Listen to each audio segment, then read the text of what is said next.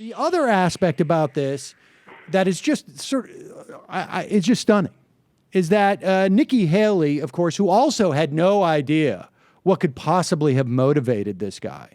Flags were at half-mast in South Carolina yesterday, except for the Confederate flag.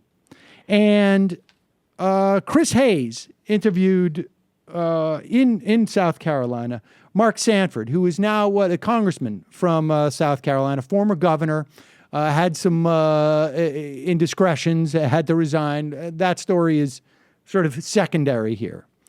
And I want to go through this.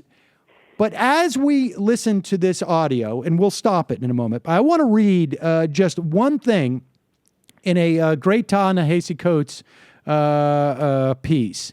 No, I haven't read that one yet. I want to, definitely. When we talk about the Confederate flag, and it's actually just a symbol of heritage, right? It has nothing to do with racism. It has to do with just the heritage of the South.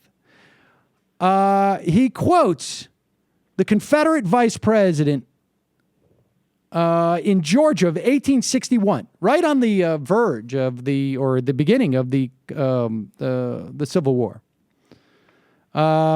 Our new government is founded upon exactly the opposite idea. Its foundations are laid. Its cornerstone rests upon the great truth that the Negro is not equal to the white man, that slavery, subordination to the superior race, is his natural and normal condition. This is the vice president of the Confederacy. This, our new government, is the first in the history of the world based upon this great physical, philosophical, and moral truth. This moral truth that the Negro is not equal to the white man. Yeah. I mean, let's listen to Mark Sanford tell us why this is really about heritage. Just to connect another strand here, does that sound so different to Clive and Bundy's "Let's talk about the Negro" speech? No, I mean, come on. Here we are where we are today, and this is the guy that all these guys defended with all of his guns and is refusing to pay big government because there's all the black people on welfare, which he said, but that's how he began. Let's talk about the Negro. I mean, it's just, All right, well, let's play. Let's play this clip of Chris Hayes discussing with Mark Sanford the legitimacy of the Confederate flag. And I will say, coming from, let's just play this. Play this clip. Can't but think of how awful it must be if you're someone in mourning in that church with that history, and you're hearing all this rhetoric about how we're coming together and we're healing, we're united South Carolinians, black and white, and you know that flag today is up there, that flag that was apparently beloved by this alleged gunman, as a symbol of violence and domination. Right. Like, how can you make sense of your state actually fully embracing you and seeing you in this moment of grief when that thing is flying on those grounds? What I'd say is, as with any other political compromise, it will be imperfect. And so if you go back in time, what you'd find was a guy named John Rainey and a guy named Lonnie Randolph. Lonnie Randolph was then head of the NAACP. John Rainey was a well-regarded businessman, philanthropist in the state. They and others worked together with both the business community, the political community, and the church community to say, how do we take it off the State House ground, which is where it was at the time. Pause and it. they put up... Pause it. Now here, what Sanford's saying is, it's not on the State House. It's just on the State House grounds. And we evened it out by having a memorial to black slaves. This is what he's saying here. Continue. Right. An African American memorial. They put it on the grounds. It was imperfect. So I think it's easy from afar. The Bible says, worry about the log in your own eye before you worry about the splinter in somebody else's. To say, well, why didn't you guys get it right or more right? Because I think that was the best. Pause it.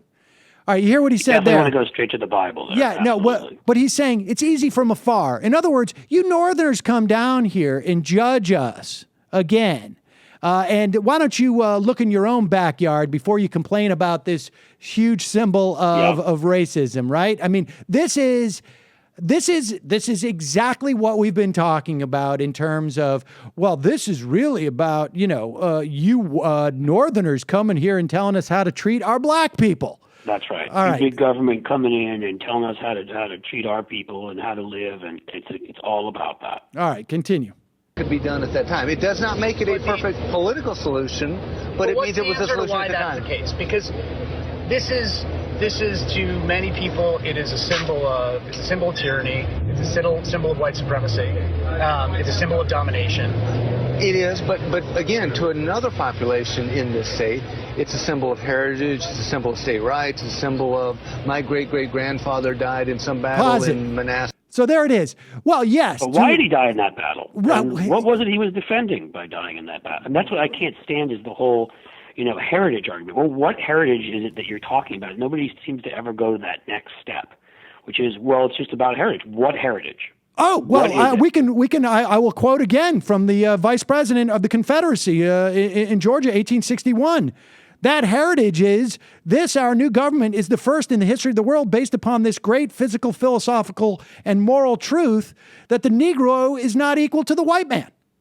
And so we know what the heritage is, and when we know what states' rights means, we know what that means. Because the problem that the states who wanted their rights, apparently, like Massachusetts, they didn't want their rights. Just these states that wanted their rights, the big right that they wanted was to own black people. Yes, that was some very specific rights they wanted. And we all know about our heritage. I mean, I live in Massachusetts, or I grew up in Massachusetts. Massachusetts, as far as I know, has one of the greatest heritages in the United States. Well, that's where the Pilgrims landed. And for the life of me, you could be flying the Massachusetts flag right in front of me, and unless it says Massachusetts on it, I don't know what that is, and I'm still hanging in there. I still feel pretty good about Massachusetts. All right, continue with this audio. Or Bull Run or who knows where, and so. But in this case, let's just be clear. With this, to the extent that this alleged murderer is the person we think he is. Right. That's the original meaning of that symbol, and what he did. Those are not accidentally adjacent. But they're no more adjacent to me or you than they are to so many people walking Calhoun Street right now. Which is to say, Calhoun Street. What's that? Yeah. That's my point. Meeting Street. It's bigger. No, but I mean, pause it. The reason why they're laughing there, and you know this, Cliff, you just mentioned it. It's named after John Calhoun, who was an important politician from South Carolina, who one of his major sort of philosophical tenets was that slavery was something that was positive. Yeah, he was Martin Van Buren's vice president. He was there at almost the dawn of where he was pushing for exactly that philosophical statement. Great proponent of states' rights and right. nullification, like you say. All right, then let's just finish this up with Sanford. There's a lot of heritage here. We go back to the 16 and 1700s. And so you wish you could erase a lot of things in history. But the reality of life is you can't. And so what you can do is what you can do. So when I was governor, I was the first guy to recognize the ones we're done here. So what they say is, look, you can't erase history. We got a lot of heritage here. We've been around since 1700. Oh, my gosh. And you can't erase history. Nobody's talking about erasing it. But if something horrible has happened in your past, the thing to do is to not celebrate it, right? I mean, presumably there's a reason why Mark Sanford isn't, walking around with a photograph of the woman he left his wife for and basically abandoned the state and reminding people of his affair, right? I mean, because he's been redeemed now. Christ forgave him or whatever it was that washed him of his sins. But he's not walking around celebrating that history, is he? No, not that I'm aware of. Yes, I mean that's exactly. I mean that's exactly it. Is that you've got a long heritage. Yeah, Charleston, that was one of the earlier settlements, one of the earlier certainly port cities in this country. The difference is you pointed out, you started talking about Massachusetts, and I grew up in New York City, and I'm not saying there aren't any negatives to the heritage of any of those places, but you don't walk around referring to your specific heritage and how long you've been around and getting defensive about why you should be able to keep certain symbols and celebrate certain names, and it's just not done. There's a very specific reason, and that's because, again, when we pulled our troops out, when we allowed them to institute essentially 100 years of segregation, of apartheid, we allowed this whole thing in the end, no pun intended or pun intended, to be whitewashed. And essentially we just said, let's just move forward. And that with every new reform, that's exactly what we've done. So even when we said you can no longer drink from a different water fountain, we never reckoned with what had happened.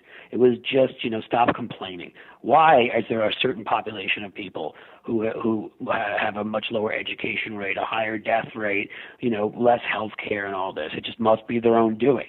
We've never reckoned with it. We've never dealt with it. And when you celebrate it in places like South Carolina by naming streets after generals and reenacting Civil War battles and having a Confederate flag fly atop and everything that they do there and in certain other states, you're telling people this is okay and this is the right way to behave. And when you Rand Paul and one of the guys in your campaign called himself the Southern Avenger and wrote for all these publications saying similar things to what we're saying right now, you're saying that all of that was justified and okay. All right, and we go on because the more you look at these guys, John McCain had some of these guys on his payroll. George W. Bush did. Every once in a while, it seemed like every 4 years, when something ugly would happen in the South Carolina primary, like, hey, John McCain has a black child, which was the rumor the Bush people pushed out in 2000. Then some of South Carolina's ugly history would come up, but then it all just disappears again. And everyone's just supposed to move forward as if we're all coming from the same place and a fair place. And people who are growing up or who are being taught some very racist things ever had to kind of contend with what their ancestors did and be told that they were wrong in doing it. And, that's the reason why they want states' rights, and that's the reason why they want to control their textbooks and all this stuff. I mean, obviously there's other aspects to it, too, their retrograde views on religion and women and sexuality and whatever, but the race is related to a lot of that, too, and is really still the key factor here. Yep, you're right.